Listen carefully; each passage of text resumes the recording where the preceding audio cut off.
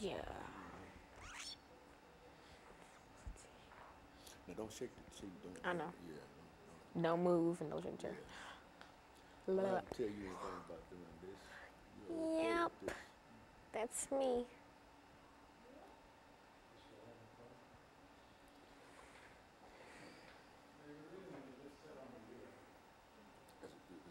My tie on straight. Yeah.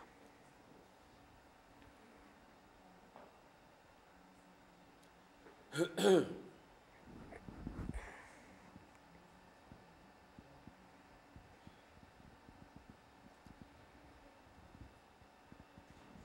know, this is an appropriate topic today. Talk about the Russian Revolution because. Are we fighting with the Russians? Well, not fighting, but Donald Trump has a little bit of issues with the Yeah.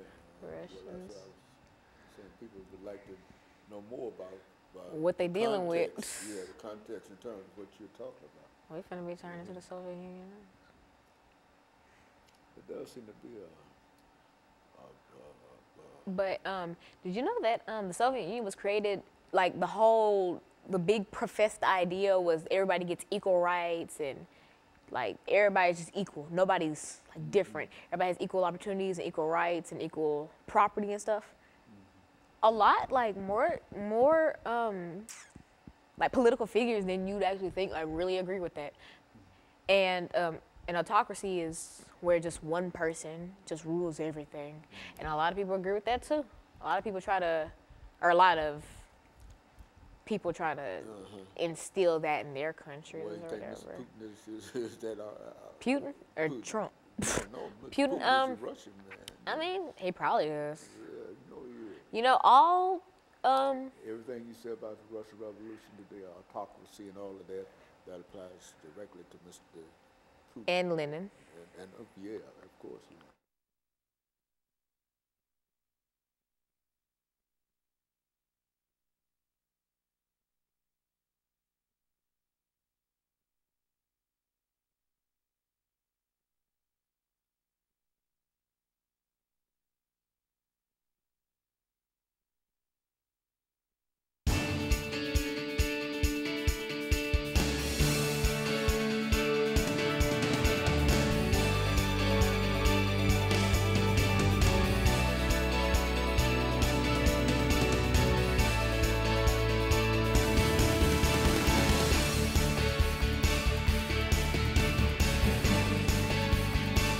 Thank you and welcome to the show today. The topic today is the Russian Revolution. And we're fortunate to have with us to talk about the Russian Revolution, Alana McLaughlin. And of course, Lana, let me welcome you to the show this morning and to tell you how delighted we are to have you with us.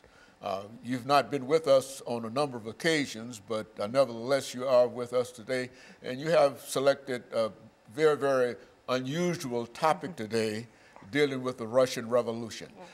Before we get started in the topic, Alana, let's see if we can have you to give us some information about your background, your education, and some of the things that were important in terms of bringing you to us this morning. And by that time, we should be out of this first 6-minute segment, and then we'll have an opportunity to dive directly into the Russian Revolution. Let's do it from that perspective. Well, as you previously stated, my name is Alana McLaughlin. I am a freshman at the Nashville School of the Arts. I play trumpet.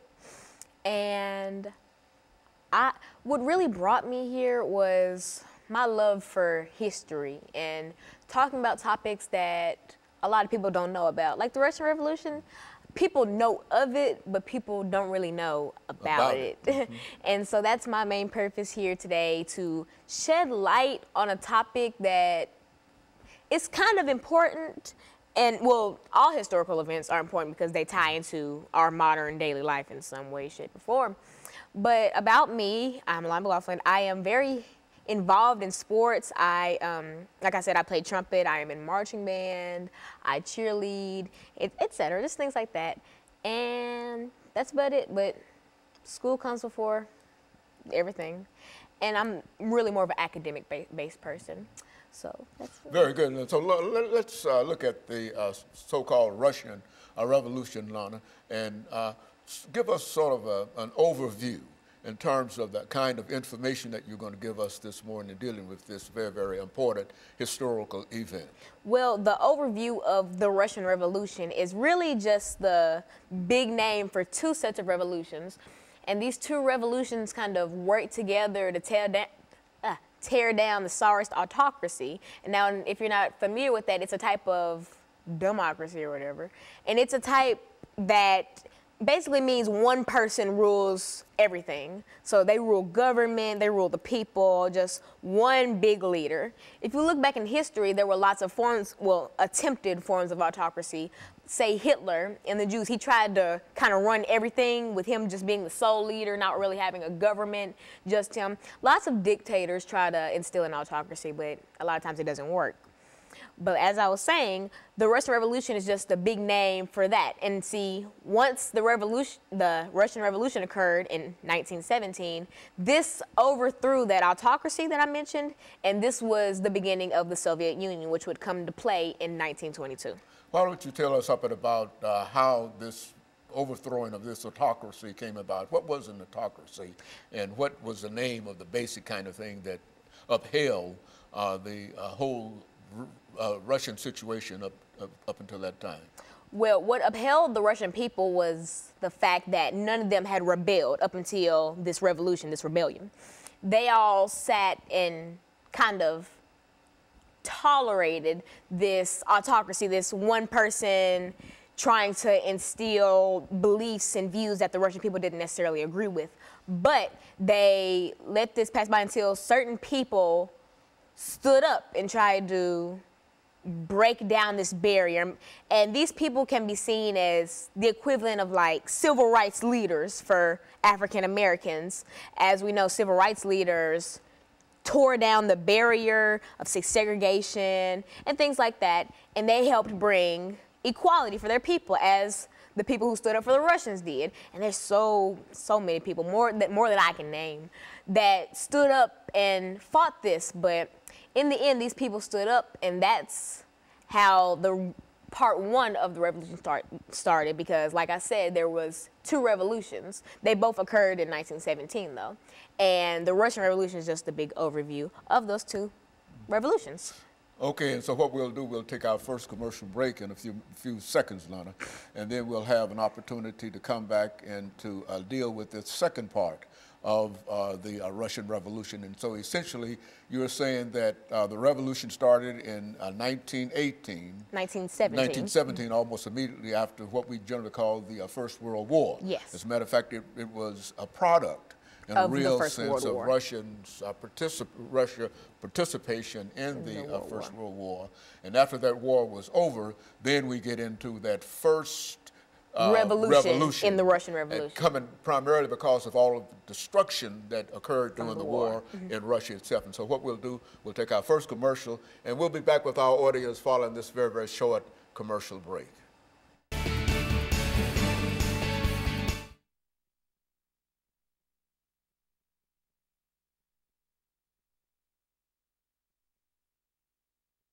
Why it would never survive somewhere like like America and stuff like that. And then after that, I'm just going to like comparing dictators and stuff. Okay, well, you let me know. Are you just going to start comparing? I'll just follow you. All right.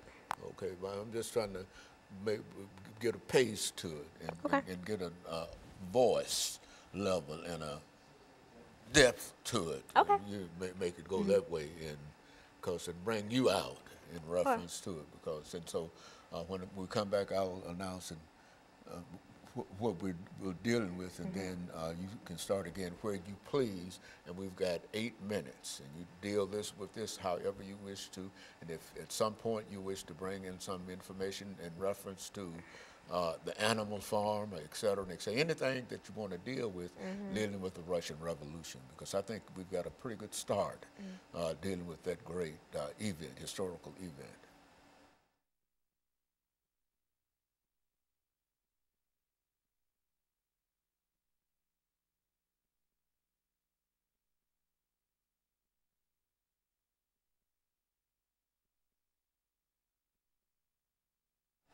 Thank you, and welcome back to the second segment of the show for today. We're talking to Alana McLaughlin, and she's giving us some information in reference to the Russian Revolution, a revolution that occurred almost immediately after the First World War that started in 1914 and came to an end in 1917. And that would be the sort of historical beginning of what we're talking about now, the destruction of an entire Russian society, and now an attempt to what? Rebuild that society. Yeah, rebuild that society. Approach it from that perspective. Well, for our viewers just tuning in the first segment, we did go through my background in education, but more importantly, we kind of talked about what the revolution was. Now, the Russian Revolution is the big name for two sets of revolutions that occurred in 1917, right after the First World War. These revolutions kick-started the overthrowing of the Tsarist autocracy, and I talked about what an autocracy was, which is a one-person-led society. It's just one big leader that rules government, and et cetera, et cetera.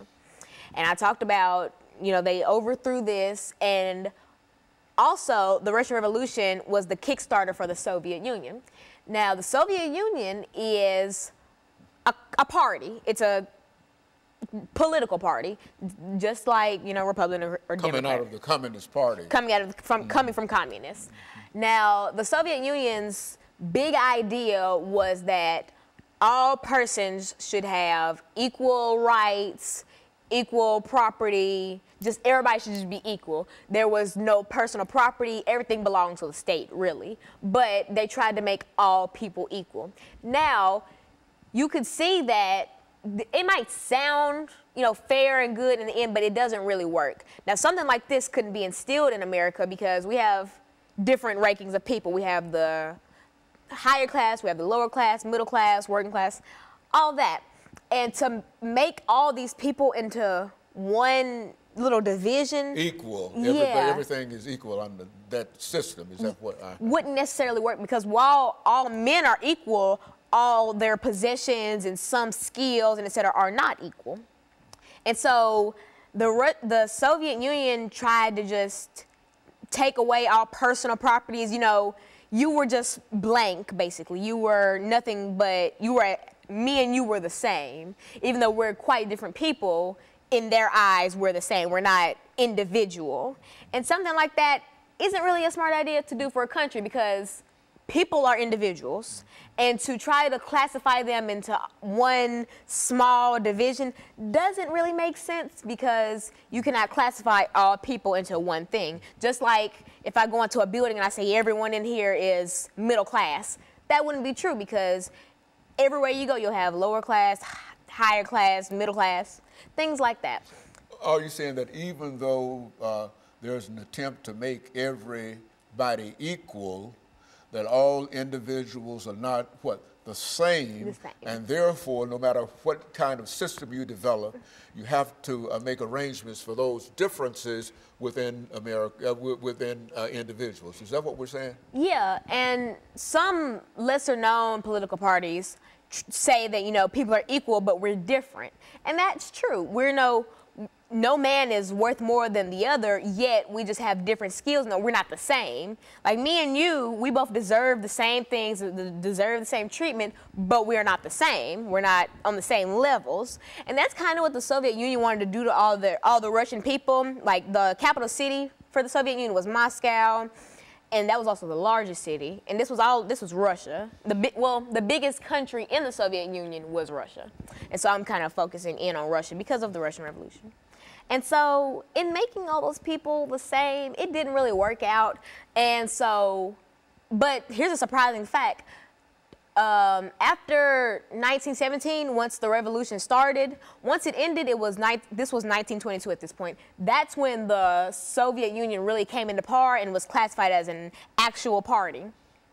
The Soviet Union did not end until 1991, July of 1991. So this actually lasted, and it was incorporated for the Russian people. And so 1991 was about 20-ish years ago. This really went on for a long time, and people don't see that. They think of, when they hear Soviet Union, they think of, oh, this was back during Lenin and the Tsarist autocracy. this was very close to 27. This is 2017. That was not a long time ago, and so it's very strange to look at it that way because the Soviet Union was still coming into par when we had like modern televisions and stuff like that. It's very strange to think about. You know, Lana, thinking about the Soviet Union and some of the things that you've already said about equality of opportunity and et cetera, I think that you can look at the Constitution of the United States of America and say in reality, these are some of the things that are promised in the United States Constitution. Now, what made Russia different from the United States? Well, see, the United States, the Constitution says, you know, all people are equal and all this and that. That's not really how America treats their citizens or the United States. You could say that all people are equal and all people get equal chances. That's not really what happens because, and I feel like in the Constitution, things like that were promised so that we could kind of instill it in the country and maybe like over time we'd start to believe it. But that has yet to happen because we still have hate crimes and hate groups and KKK and things like that. And so up until we actually start to instill the things that the Constitution says, like black people have the right to vote, but there are still voting centers in predominantly black cities that get burned down because black people are trying to vote.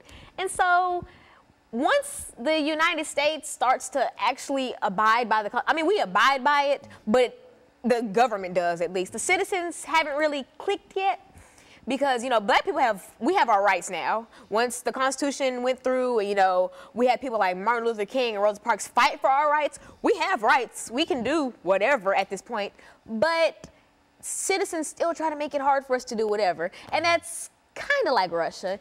You have the right to, but you won't really be able to. Lana, over these last few seconds that we have here, and perhaps we might be able to pick this up during the last segment, that when we talk about equality and rights and political rights and et cetera, we're essentially saying that both those things could apply to the United States as well as Russia.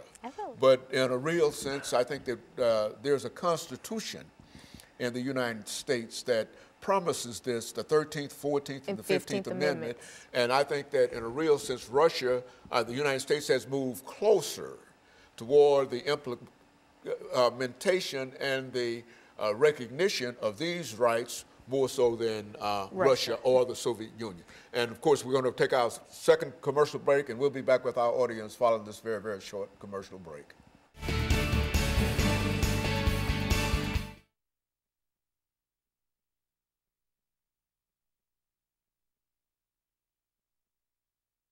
It's habit. It's like, okay, okay. No, because I get tongue tied. And I like, yeah. Well, I'm just tie your tongue up and do like I do with these dentures. You talk about trying to talk with those things. Oh, that's really, okay, I get it. You know what I'm saying? Yeah. But you're doing excellent. You're doing really well. Now, what you want to talk about now? I'm gonna go back in on rights and stuff, and then compare, like, just comparisons and stuff. Okay, I'm gonna let you just go and start talking about what you think you know about. You're doing well. This is some of the information. This is good information, and it gives us. But I just wanted to make that comparison because we believe, all of us believe in equality of man. That's what, as a matter of fact, the Soviet Union is built upon communism, and communism essentially is common. Everybody ought to share everything, property, and et cetera, and et cetera. But we.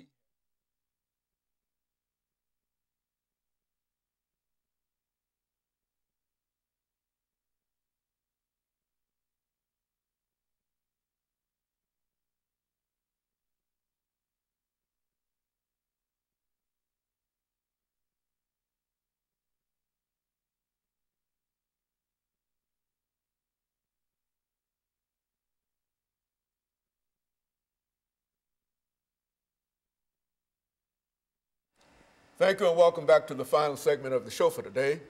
We're talking to Alana McLaughlin, and she's giving us some information in reference to the Russian Revolution. Alana, let's see if we might be able to pick up where we left off during the second segment to give you an opportunity to perhaps look at the Russian Revolution the promise of equality as promised in communism, and then perhaps say something in reference to the Declaration of Independence. We hold these truths, and et cetera, that kind of thing. Talk about it from that perspective. Now, in the last segment, we compared the Soviet Union to how the United States is, and we talked about how the things that they implemented in Russia from 1922 to 1991 wouldn't really work in the United States. And here's another reason for that. Communism, which was very prevalent in Russia and, Moscow, was, it was based on the word community, communism, community, which is all men are equal, all men should share, things like that. Now, America, we have the 14th, 15th, and 13th, 14th, and 15th Amendments that basically talk about African American rights, because there wasn't really a time where Caucasians, their rights were taken away. It was basically black people. And so, in talking about communism and all that, they wanted other people to be equal and share. We couldn't implement that in America because we went through slavery for 300 years. People weren't equal for 300 years, and only after slavery did we start to think about, oh, well, can black people vote? Can black people, have basic human rights? Can we give those back to them? And eventually those were given back to us due to the Constitution. But as I said in the last segment, United States citizens are known for not really implementing those Constitution-like rights. Like, for instance, I mentioned how African Americans do have the right to go vote, but you'll still hear plenty of stories about predominantly black voting centers getting burned down because of white supremacists don't want black people voting. And it makes you think, are we back in the 1800s where black people couldn't walk outside without issues from white people, or just from any other race that felt that they were above African Americans due to the color of our skin? And that's something that really makes you think, what if America tried to implement something like that? Would we have not gone through slavery? Would the Constitution be written like how it is? Would women have rights? Because, women got rights and that's crazy. Well, it's not crazy that women got rights. It's crazy that women had to be given rights. It's crazy how men think that they're above women just because of maybe stature. They are men. Because they're men. And it's crazy how white people or other races think they're above African Americans because they're white. And so that's a lot of things that happen in Russia. If you try to compare them to the United States, it wouldn't really fit like a puzzle. It wouldn't fit together because it wouldn't work. America wouldn't go for something like that. If we got a president and he tried to instill communism and all that, everybody would be like, equal, I'm not equal to this black person, or I'm not equal to this woman or child. It would be lots of issues. Let's end this, Lana, over the next 6 minutes by taking thought of something that I learned quite early in college, and that was the Declaration of Independence. And I think in a real sense, what makes Soviet communism and the United States democracy different is because of what? The Declaration of Independence, which is a promise that is made, that is kept consistently in American history, even during the time when slavery existed. When Thomas Jefferson wrote, "We hold these truths to be self-evident, that all men are created equal and they are endowed by their Creator with certain inalienable rights, and they are what? Life, liberty, and the pursuit of happiness." Now, whatever has occurred in the United States of America, we have not moved away from the doctrine of what? Universal right, or what? The Declaration of Independence. Now, in the Soviet Union, when that was declared in 1917 during the Communist Revolution as this idea of equality, there was nothing that they could base that idea of equality in communism, and especially on this whole concept of the Declaration of Independence. There is no Declaration of Independence to the degree that in the Soviet Union as there is in the United States. And I think that in a real sense, that's one of the great differences dealing with the Russian Revolution and the American Revolution. What do you think about that as a statement? Well, the Russians, like you said, they didn't have a lot of weight to back up communism. They just kind of said, well, all people are equal. They didn't have anything implemented into government to say that all these people were equal. They didn't have any declarations and stuff like the United States, like America has. We had, as you said, the Declaration of Independence, which says, all men are equal, are born equal. We have writings to back this up. We have laws to back this up. The government implemented this. And though the government did implement this, the citizens still have yet to implement this. Now, for a good deal, most hate crimes and stuff, the rate has gone down since, say, segregation in the early 1900s. But the fact that you still hear about hate crimes means that not all American citizens are really keen on equality or keen on that everyone is equal, because if everyone was equal, we still wouldn't be having hate groups like the Ku Klux Klan or white supremacist groups or LGBTQ plus hate groups, things like that. We haven't really begun to understand that people are equal. Yes, it's written down, but do you believe it? Because something could be in writing, but you still won't abide by it. Rules, almost. We have laws that people break every day. And so it takes time for you to implement this, but I hope that soon American citizens start to wake up and smell the roses and start to implement these rights, because they weren't written for no reason. They were written so that we can implement what these founding fathers wanted: independence and equality and things of the sort. A final thought in reference to this. I think we can also say that the United States has had a longer period of time in working out its opportunities toward equality with the Declaration of Independence. They had to overcome 300 years of slavery. Now, in Russia, there was no slavery as such, but there was what was known as serfdom. And so each nation has had to work the ideas of equality out, from serfdom through the Communist Revolution, through communism, from slavery to democracy to the Declaration of Independence, all of them coming together to indicate that while both of these two great countries talk about equality, the United States has a stronger hold on this idea of equality and equal rights than any other country in the world. Would you agree with that? I would agree with that, because that's why America has their name, land of the free, because we do have lots of things implemented so that people can have their freedom, and so that if someone tries to take away that freedom, proper measures can be taken to punish that person.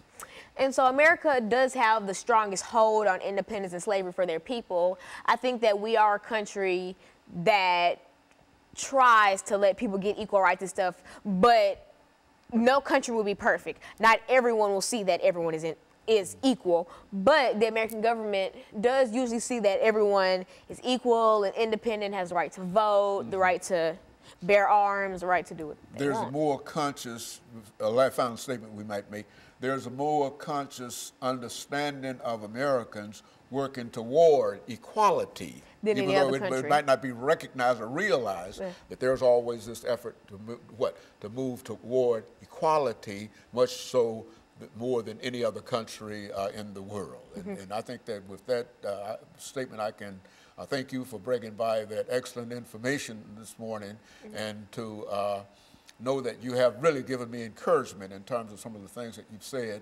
And we hope to be able to certainly talk about this again, but now we have to call this in for the day. And so let me encourage our audience to tune in again next week to another informative edition of Comments. Thank you and good morning.